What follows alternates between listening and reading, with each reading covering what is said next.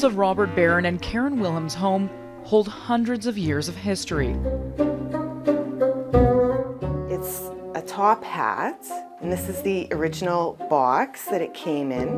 The couple have been avid antique collectors for over a decade.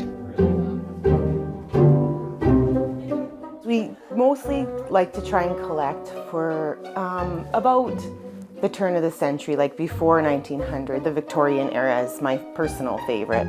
An old etching, hand-signed by the Charles Dickens. The walls of their home filled with unknown faces from a different time. We have photos of people in our house that we don't know, and we put them all over our walls, and they become our instant ancestors. Just a few months ago, that passion led the couple to buy an old Tintype photo off VarageSale for just $15. We had it for about 2 weeks when the seller contacted us back saying that someone had contacted them who thought that the photo looked an awful lot like Jesse James. Jesse James, the infamous American outlaw from the mid-1800s, a train and bank robber, murderer, and leader of the James Younger Gang, one of the most feared bands of outlaws in American history. Responsible for numerous bank and train robberies, gunning down anyone who stood in their way. Until the day of his assassination in 1882, he was a man who took the law into his own hands. They've got the same eyes And now, a rare photo of James could be in the hands of the Regina couple. We kind of thought, yeah, you know, that's a real nice fantasy, and wouldn't that be great? But probably nothing to it. But maybe we should just look at some photos of Jesse James and see for ourselves. And we did sort of think that there was a resemblance. A few photos looked a little like him, and a few photos looked a lot like him. Intrigued by the new claim, they reached out to a forensic expert in Los Angeles who ran the Tintype photo through a facial recognition program. And it came out with an 80% match to known images of Jesse James. And so he got back to us saying that it is plausible, that it definitely could be an image of Jesse James. If the photo is authentic, it would be like striking gold. A recent rare photo of the American outlaw was unknowingly sold on eBay for just $10. Turned out, it was genuine and worth $2.8 million. If it does turn out to be, it would be like winning the lottery. Thus began a journey of searching for clues and putting together little pieces of history to solve the puzzle.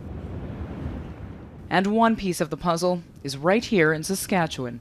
Now there seems to be that there's possibly a connection to Jesse James and Saskatchewan, and specifically the town of Dundurn, which is where the seller that sold it to us bought it from a little over 20 years ago.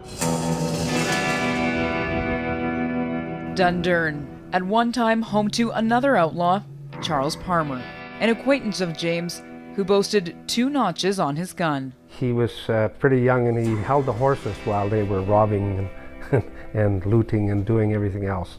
That is where he met Jesse James and Jesse's brother, because they rode with Quantrell's raiders. Moskowitz says after the American Civil War, they became outlaws, and Parmer asked James if he could join his gang. But, as the story goes, Parmer just wasn't bad enough. He asked to ride with Jesse James. Jesse James, according to the story, said, "You haven't killed enough people, only 2, so I really can't, take you on." James sent Parmer to join Buffalo Bill's Wild West show. Then, in 1905, Parmer came to Canada and settled down in Dundurn to live out the rest of his days. Moskowitz says riders would visit Parmer in the middle of the night. Some were believed to be part of Jesse James's gang. And it is around that period that Jesse James was being pursued, and hiding out in different places.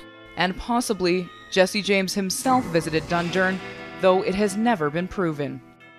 Makes you want to get out there and dig up the history. As for Karen and Robert, their next challenge is to link together a chain of custody of the photo. The more information we keep digging for,